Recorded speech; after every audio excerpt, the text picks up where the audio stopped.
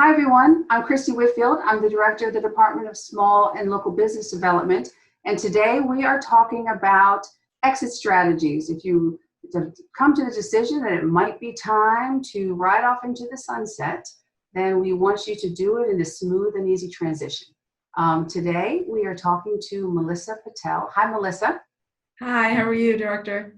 Doing very well, thank you. So we know in this time of COVID-19 that a lot of businesses are having some difficult decisions. And one of the things that I talk about a lot is that we want to make sure people have options. You know, options are important. And a lot of businesses right now are looking at their bottom lines. They're looking at their cash flow. They are scared. And they're thinking, oh my gosh, I can't do this. I have to close.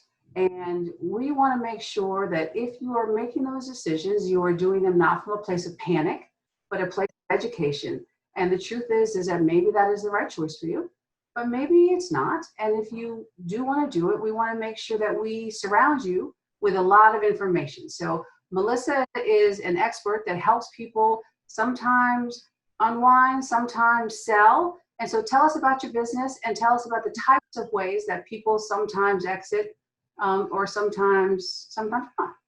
Okay, sure. Thank you, first of all, for having me. I am the managing partner for Transworld Business Advisors of DC Metro.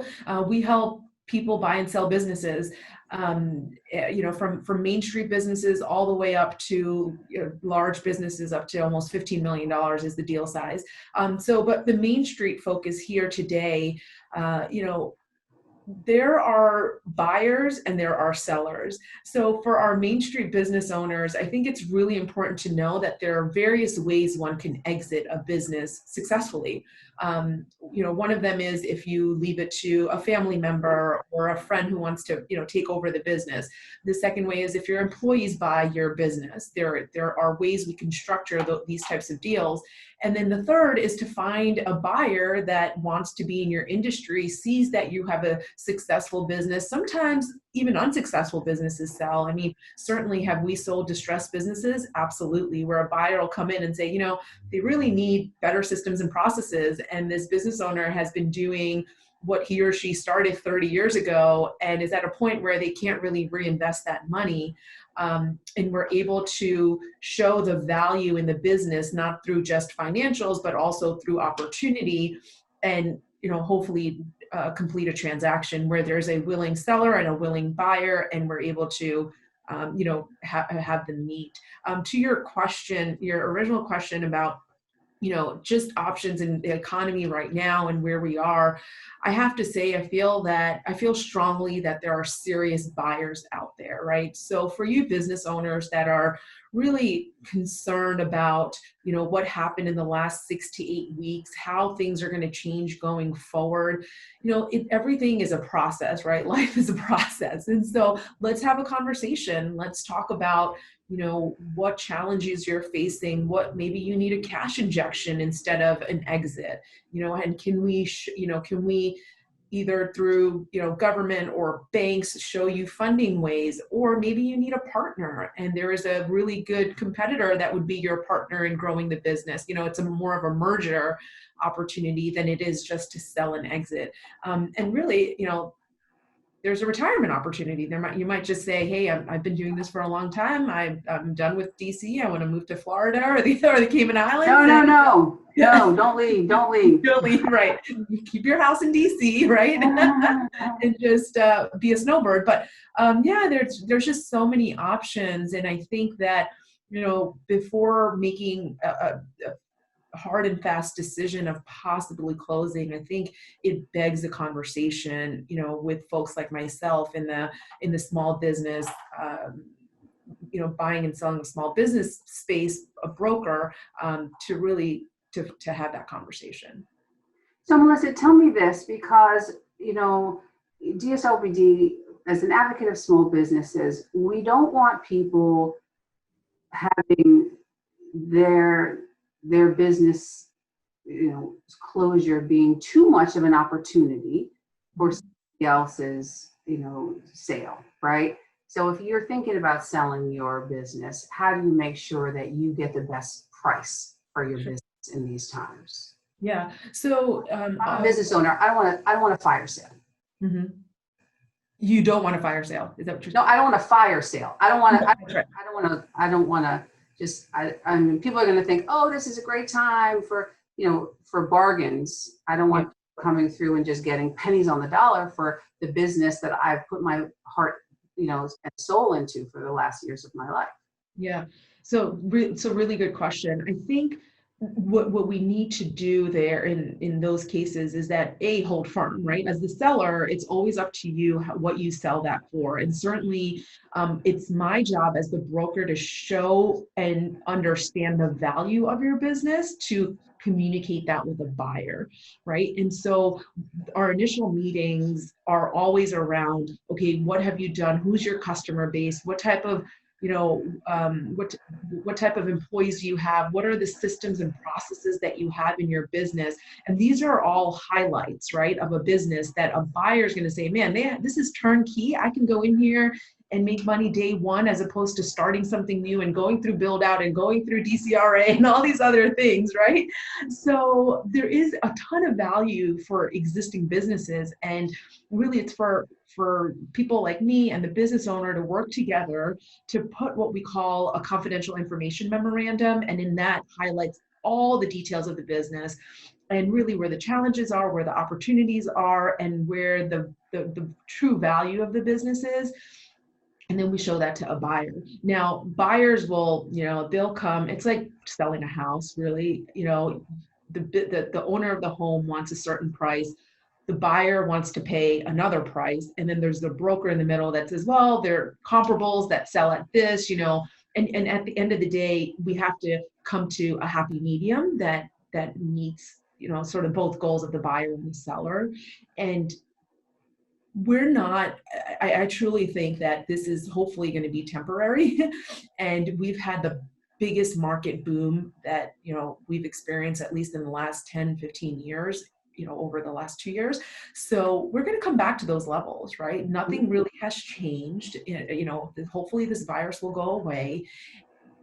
But does there lie opportunities with buyers? Absolutely. So with my sellers, I would say, be flexible on deal terms, right? If you're flexible on deal terms, meaning that you take some seller financing, you agree to stay on maybe for a month or two to train, right? Things that can add value, but not take away from the dollar amount that you're going to get from your business, right? So again, be flexible in the deal terms, and hopefully we don't have to make it a fire sale, and again, that's kind of a lot that falls on our shoulders, is to show the value of the business, the true value of the business, and hopefully get a buyer to meet the business owner at a price that's, agreeable to them. I think there are tangible assets in every business, but then I think that you have some intangible assets. There's the brand, the recognition, and the thing. Maybe you've got a strong social media. Maybe you've got you talk a little bit about how you value those things for a business. Yeah, good question. So goodwill in a lot of businesses is, especially I would say all the small businesses is a huge portion of, what they do, especially all the community-based enterprises, right? And that goodwill is typically valued from an earnings perspective, right? So, I mean, again, because it is, small business driven, meaning that you're in the community, there are a certain amount of homes in the area, there's a certain amount of, new apartment buildings going up. So you do the demographic research. Okay, what is my income potential here?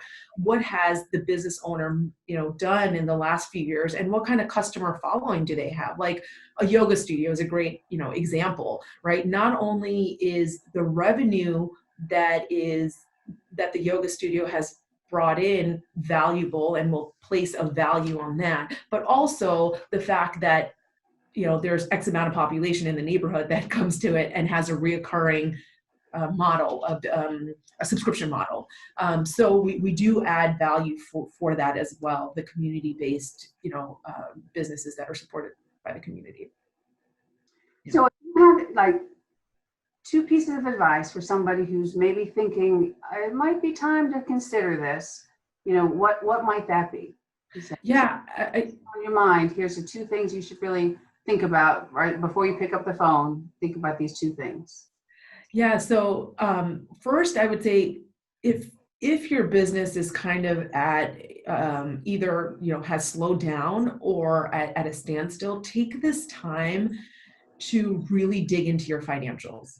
Right? Every buyer is going to ask for financials. So if you have those ready and where you have spent your money, where you're there, oh, I didn't spend any money on marketing last year, but I did really well, just know all these questions, know all these sort of answers that would be asked by a buyer.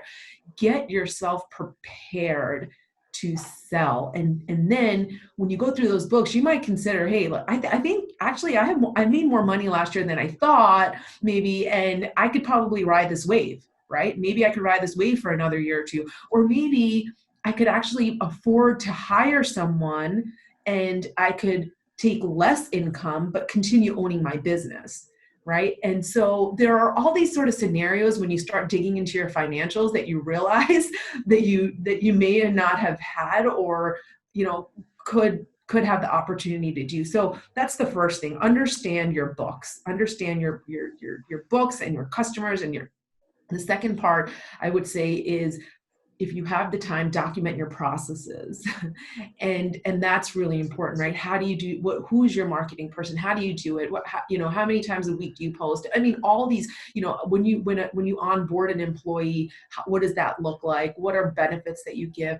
Document those processes. If you have your financials straight, if you will, and your processes documented, that the sell process becomes a lot easier. And, we could take you to market sooner, and then, we can test the market, right? We could test the market for another 3 to 6 months, see how it reacts in terms of, okay, do we have interested buyers? What are they looking to pay? What do I need to do better in my business? Maybe, I mean, there are times where we've taken businesses off the market because they're like, you know what, I could probably get a better valuation if I just put this financial system in place, or my, or my POS system, right?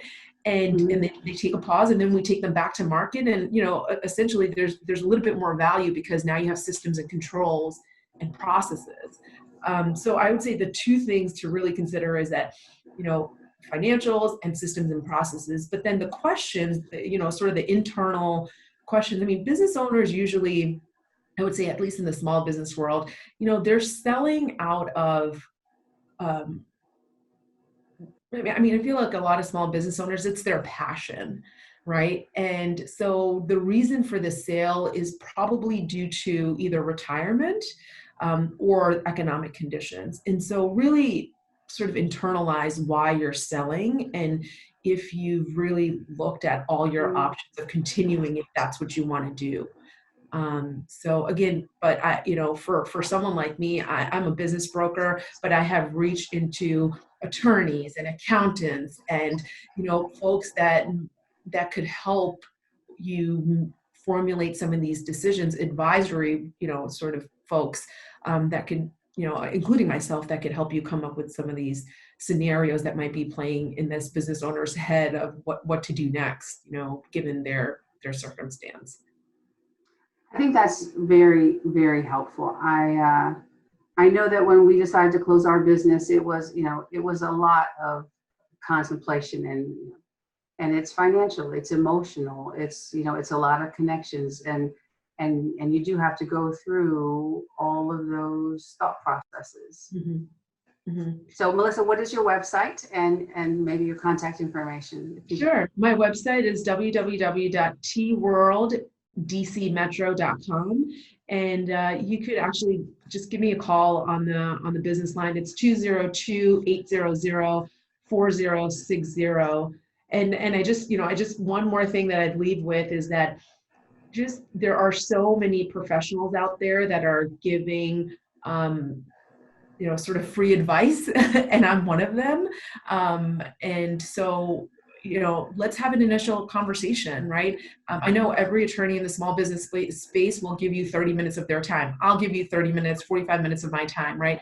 Just let's have an initial discussion, and then you can make your decision with another data point, whether on what you need to do next and what are options that are available to you.